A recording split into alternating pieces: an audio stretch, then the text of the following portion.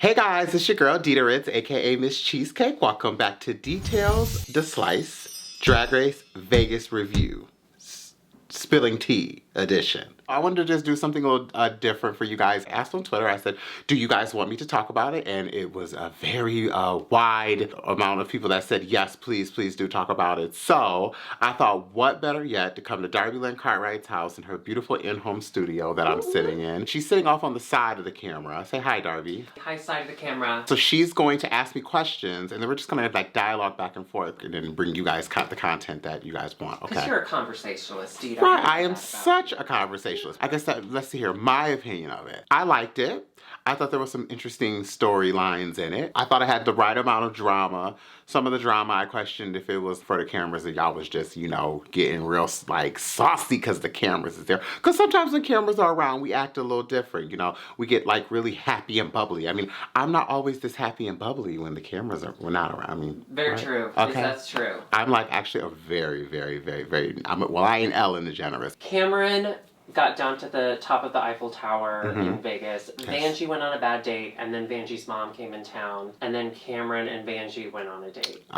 It's interesting when seeing someone's like Cameron's story, because Cameron has branded herself as this like really hot guy. Because I had seen a few of her Instagrams before like she was Cameron Michaels, and everybody always would be like, oh my God, like her body, and have you seen this dude? He's so sexy with all these tattoos and da da da da. I thought it was interesting that someone who has like really branded themselves on this like sexual kind of like charged, like I am sexy, is so nervous to mac, like doesn't have macking skills, because you could see that she was like nervous to like even tell Vanjie, I guess, that she had feelings. I also thought that was very interesting that she had feelings, because it didn't, I questioned how much of it was for the cameras or how much of it was actually real. You know, I get all the tea on the girls, but I had never heard anything about that, so I thought that was just interesting. But you know, the new Kai Kai is the new Kiki. What did you think of Cameron getting dumped at the top of the Eiffel Tower in Vegas? Oh, I felt bad for her in that. For a lot of the Drag Race girls, you hear stories about how it is hard to find love. It is hard to find like that person to like share that experience and of life with when you're in your happiest, like having these opportunities, working. That dude, I questioned about how much of like, I don't know, he's like he was already uncomfortable once he arrived. I wasn't shocked that he played that like whole like I don't know if we can like really be a thing, because I kind of already knew when he was in the car, it seemed like he was already a little nervous. Okay, I'm filming this reality show and I'm with this like really famous drag queen and things are moving kind of fast and I don't know if I can really keep up. Girl, I would have never, if I was her, and especially being the fact that Cameron is good looking, and I feel like when you're that good looking, just keeping it real, you have to protect the type of people you allow in those spaces. If I was her, I wouldn't have given him the satisfaction of even coming on the show. Like he would have had to earn that opportunity to be in that type of space, because you're not about to dump me on national television. That's not gonna happen. Naomi had beef with a couple people. Derek was at the center of both. The first, Nebraska. Once again, like maybe it was a moment of like, oh, maybe we can bring Nebraska on because she's spicy and we can like have her start some stuff. And if there's this whole tension that has happened, because I'm sure like the way shows like that work, a lot of times you'd have a conversation with producers before like the actual footage is being filmed. They probably talked to Derek, and Derek had probably already said something about Naomi. Naomi, I'm sure, had said something about Derek. In production's mind, they were like, oh, well, let's just try to set this up. And that's where I think the whole thing at the house happened, where like they had their back and forth moment, and Naomi was like, just because you're 6'7" doesn't make you a fierce drag queen or whatever she said. Nebraska was playing up a character. Hopefully she got a check for that girl. That's all I gotta say. So the other drama that Naomi had was with Asia, but again, Derek was in the middle of it. Do you think Derek was playing a certain shit stirrer role? I've never known her to be a shit stirrer, so all this was like new for me to see her take on this shit stirring role. I do think that it was messy to like bring up information that you have with other queens around people who aren't drag queens. And I felt like when she said it in front of the dancers, I was like, okay, Carl, you could have had this conversation privately. I understand on camera, because you got to do that on camera.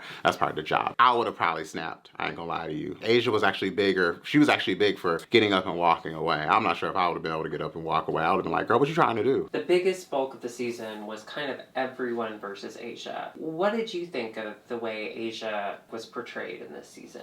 I don't really know Asia that much, but what I know of her, she is very perfectionist. You look at her drag, you can tell it's like a perfectionist type of drag. It's like very polished, and it's a pageantry, I think, in her too. Like, she's a pageant girl. She said that, I'm the host, I have so much on my shoulders, and y'all don't have as much, and you don't understand. Well, no, I do agree with that, actually. I do think that as the host of a show, you do deserve your own dressing room. If we're gonna really speak to like a real standard of like being a performer, the host always has the biggest dressing room, actually. When I first watched it, I saw it was 3 and 3 to a room, and I was like, oh, that's cute. I was like, I'm surprised Asia doesn't have her own dressing room, just because like that's just the rule of show business. If you're the host, it doesn't matter how big your name is. If I was to go host Kids Say the Darndest Things right now, I may just only be Dida Ritz and not a Tiffany Haddish to some everyone else, but I would still have my own dressing room. I wouldn't have a dressing room with the kids. It seemed like the cast kind of all sided against her, and she just kind of retreated more. We obviously saw in was it the first or second episode when she got into Nebraska's face and she was like, why are you here? Why are you here? We already know that Asia can easily pop off if she needs to.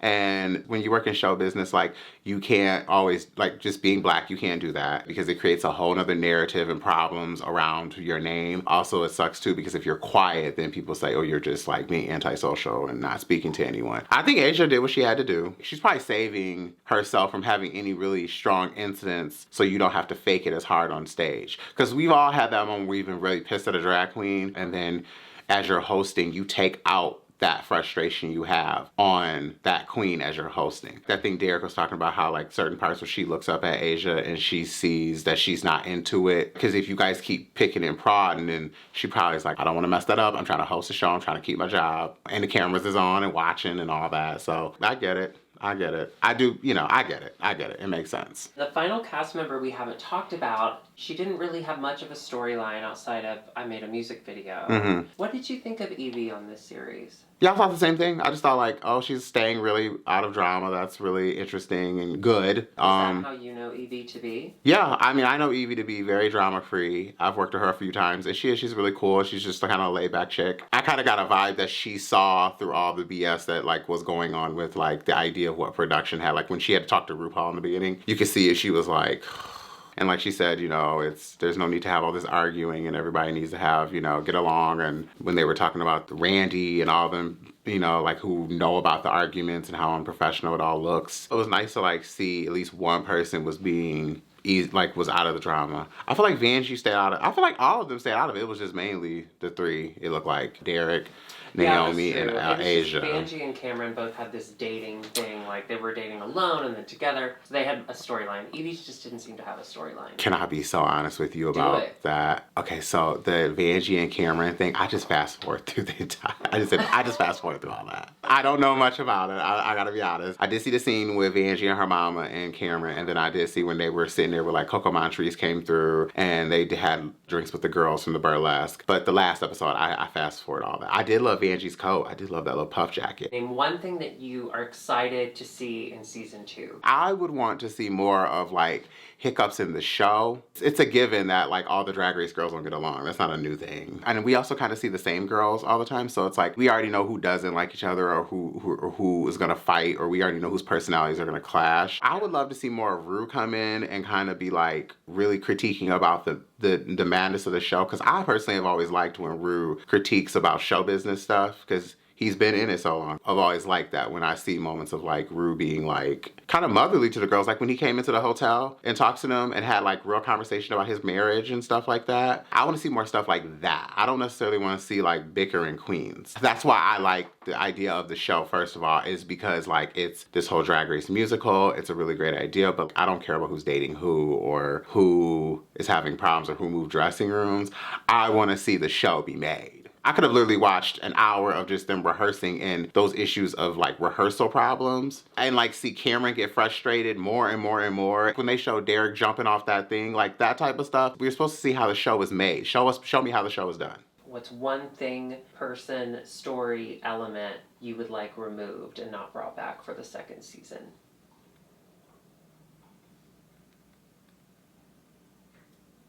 There's a few things that are rolling through my head, child. Oh my God, am I really about to say this on camera?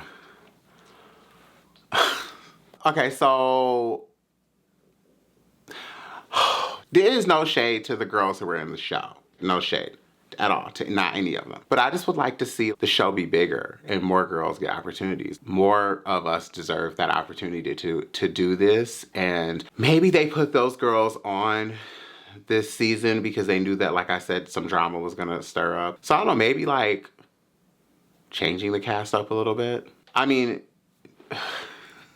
yeah, just changing up the cast a little bit. Having auditions for it, making sure that everybody is ready to perform at that level. Any final thought? I just want to see more of the show. Like, I just want to see more of the show be made. Do you think it's because you're a performer? So the idea of seeing the behind the scenes of the Vegas show is more appealing to you? Yeah, like I'd rather like see how they're all doing their costumes made, and like I would have actually loved if like there would have been a scene or a moment where like somebody's costume hadn't arrived to like minutes before trying to be on stage. That to me is more entertaining than manufactured drama. Although I would take a manufactured late dress. I'd love it if a producer just held it in a closet.